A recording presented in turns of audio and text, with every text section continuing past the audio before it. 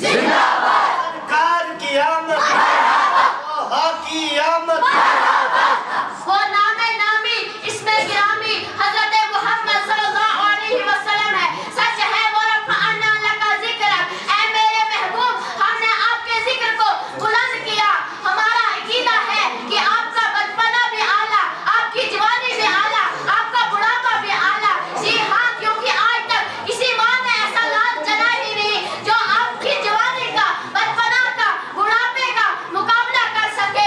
आपका बचपन बच्चों के लिए नमूना, आपकी जवानी जवानों के लिए नमूना, आपका बुढ़ापा बूढ़ों के लिए नमूना। इस वक्त उम्मत मुसलमान में तरह तरह के इख्तलाफात मौजूद है। कहीं रंग व नस्ल का इख्तलाफ है तो कहीं शेख और पठान का झगड़ा है, कहीं अमीर और गरीब का इख्तलाफ है तो कहीं तू तोड़ मैं की लड़ाई है, कहीं काले और गोरे का झगड़ा है तो कहीं छोटे और बड़े का फर्क है, कहीं माल व जर को लेकर तनाजा है तो कहीं जमीन व जायदाद को लेकर लड़ाई है, कहीं दीनी मसाइल को लेकर तफरका है तो कहीं दुनियावी मामलात को लेकर इख्तलाफ है, कहीं मसाजिद को लेकर इख्तलाफ है तो कहीं मदारिस को लेकर लड़ाई है। अलगर्ज ये है कि इस वक्त मुसलमानों के हर मंशूबे जिंदगी में इख्तलाफ है। यही वजह है कि आज किसी को सारा दिन 11वीं शरीफ और मिलादुन नबी मनाने में नजर आ रहा है तो किसी को सारा इस्लाम तबलीग और चिल्ले काटने में नजर आ रहा है। यूं हर शख्स अपने अपने दीन पर डटा हुआ है और अपने जैसे दूसरे मुसल्लत करने, लड़ने, मर मिटने को तैयार है। सच है कुल्लु हिज़्बिन बिमा लदैहि फरिहून, हर गिरोह इस पर खुश है जो इसके पास है।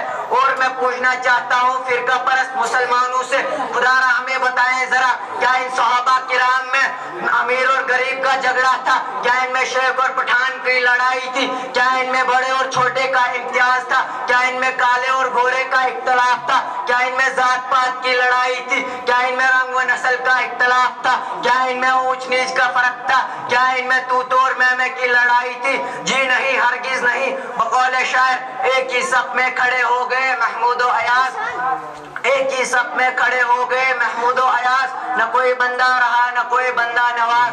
बल्कि मैं दावे के साथ कह सकता हूँ कि इनमें कुछ काले थे तो कुछ गोरे भी थे, इनमें कुछ जमीन व जायदाद के मालिक थे तो कुछ किसान और मजदूर भी थे, इनमें कुछ महलों में रहने वाले थे तो कुछ चटाइयों पर सोने वाले भी थे, इनमें उस्मान गनी भी थे तो बिलाल हबशी भी थे, इनमें महबूब रोमी भी थे तो सिरका जाशमी भी थे, इनमें मालदार मदीना हजरत अबू तलहा भी थे तो फाकाकश हजरत अबू अयूब अंसारी भी थे। लेकिन कुर्बान जाए इनकी इस जमात पर अल्हम्दुलिल्लाह, क्या प्यार था, क्या इत्तेहाद था, क्या मोहब्बत थी, क्या क़ुव्वत थी, क्या जज्बा था, क्या जानसारी थी, क्या भाईचारा था, क्या कुर्बानी थी। कोई छोटा नहीं, कोई बड़ा नहीं, कोई काला नहीं, कोई गोरा नहीं, कोई बड़ा नहीं, कोई छोटा नहीं, कोई काला नहीं, कोई गोरा नहीं, कोई हाकिम नहीं, कोई महकूम नहीं, कोई इमाम नहीं, कोई गुलाम नहीं, कोई अमीर नहीं, कोई गरीब नहीं, कोई ताकतवर नहीं, कोई कमजोर नहीं, बल्कि सब के सब एक थे, नेक थे, मुत्तहिद थे, मुत्तफिक थे, मुशाफिक थे, मेहरबान थे, एक दूसरे के मददगार थे, एक दूसरे के भाई थे, यार थे। हजरात, आज हमें इसी इत्तेहाद और इत्तेफाक की जरूरत है। जी हाँ, इत्तेहाद वक्त की जरूरत है, इत्तेहाद वक्त का चैलेंज है, इत्तेहाद वक्त की पुकार है, इत्तेहाद आज और कल की आवाज है, इत्तेहाद सहाबा की सुन्नत है, इत्तेहाद कुरान की दावत है, इत्तेहाद मोमिन का हथियार है, इत्तेहाद मोमिन की तलवार है, इत्तेहाद मोमिन की गजा है, इत्तेहाद मोमिन की रूह है, इत्तेहाद मोमिन का ईमान है।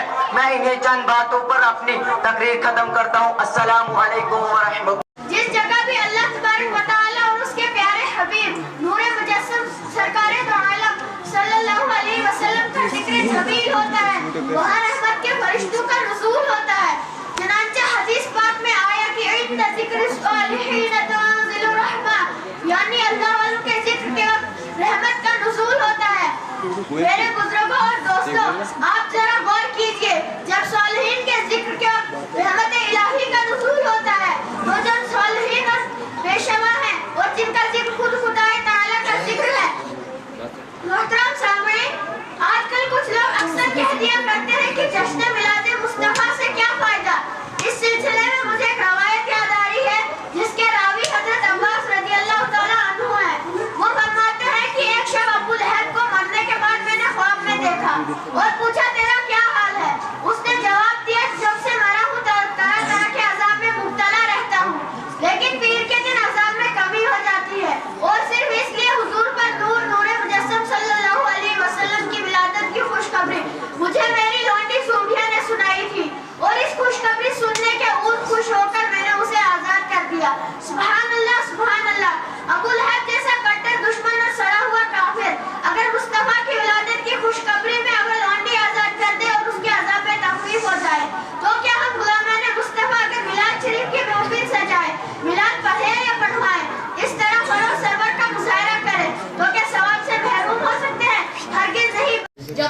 زمیں پر محمد ہمارے، جب آئے زمیں پر محمد ہمارے، فلک نے بچھائے زمیں پر ستارے، اٹھے زمین عرب سے نعرے محمد ہمارے، بڑی شان والے۔ سبحان نہیں ثانی ہے میرے خدا تیرا، چرچا ہے زمانے میں ہر صبح مسا تیرا، ہر موج نفس تیرا احسان جتاتی ہے، ہر صبح کو ہوتا ہے اعلان سخا تیرا۔ 12 ربیع الاول کا دن ہی وہ دن ہے جس دن ہمیں طوفان میں ساحل ملا، ایک پیر کامل ملا، ایک سکون دل ملا، رحمت کا بادل ملا، نشان منزل ملا، یہ تو وہ دن ہے جس دن ہم گمناموں کو ایک نام ملا، بے چینیوں کو آرام ملا، اور اسلام کے پیرے کاروں کو ایک ایسا کام ملا جسے انسانیت کی فلاح کے لیے جنت کی ضمانت پیش کیا گیا۔ حضرات گرامی، یہ دن اس پاک ہستی کی ولادت با سعادت کا کی جو اگر نہ ہوتے تو کچھ نہ ہوتا۔ یہ زمین، یہ آسمان، یہ کل کائنات ہی بس ان کے لیے تخلیق کی گئی تھی۔ کیا بندگی خدا کی تو اطاعت مصطفیٰ کی، بندگی خدا کی تو اطاعت مصطفیٰ کی، ان دو کاموں کے سوا سب فضول ہے۔ لیکن کچھ وقت کی قلت ہے، مضمون کی طوالت ہے، کچھ وقت کی قلت ہے، مضمون کی طوالت ہے، کچھ کہنے کی حسرت ہے، الفاظ کی کثرت ہے، کچھ کہہ بھی نہیں سکتا، چپ رہ بھی نہیں سکتا، ابتدا بھی وہی ہے وہی اختتام، میرے نبی پر ارب و درود اور خرب و سلام۔ حضرت امام جلال الدین سیوطی رحمۃ اللہ نے اپنی مشہور تصنیف جماع الجوامع میں میلاد شریف کے بارے میں تحریر فرمایا ہے۔ وہ فرماتے ہیں کہ بغداد شریف میں عبد الجبار نامی ایک بڑا ہی عاشق رسول سوداگر رہا کرتا تھا۔ رسول اللہ کی عقیدت و محبت میں ہر سال خوب اہتمام سے میلاد پاک منعقد کرتا تھا۔ اس کے پڑوس میں ایک یہودی بھی رہا کرتا تھا۔ ایک بار میلاد شریف کے دن یہودی کی بیوی نے اپنے شوہر سے پوچھا، آج سوداگر کے گھر کیسی خوشی ہے؟ یہودی نے بتایا، جشن میلاد النبی ہے۔ عورت میلاد پاک کے تصور میں سو گئی اور خواب دیکھتی ہے کہ سوداگر کا مکان نور سے معمور ہے۔ پھر کیا دیکھتی ہے؟ ایک سواری نہایت شان و شوکت کے ساتھ آئی۔ اس شان و شوکت سے فرشتوں کی فوج اور اصحاب کا لشکر سبھی موجود، اور سب کی زبان پر صلی علی محمد صلی علی نبینا صلی علی محمد صلی علی شفیعنا کا تیرانہ۔ جس وقت صحابی سواری رونق افروز ہوئے، سوداگر کے ظلمت قدا کا مقدر جاگ اٹھا اور تمام گھر آفتاب کے مثل روشن ہو گیا۔ یہودی کی بیوی کہتی ہے کہ میلاد پاک کے ختم ہونے کے بعد وہ بزرگ میرے مکان کی طرف سے روانہ ہوئے، تو ان کے ہمارائیوں سے میں نے دریافت کیا کہ یہ کون بزرگ ہے؟ تو ایک شخص نے جواب دیا، شمس الضحیٰ یہی تو ہے، بدر الدجا یہی تو ہے، سید کل یہی تو ہے، خضر سبل یہی تو ہے، دل کو پکارتی ہے خلق صبح مسا یہی تو ہے۔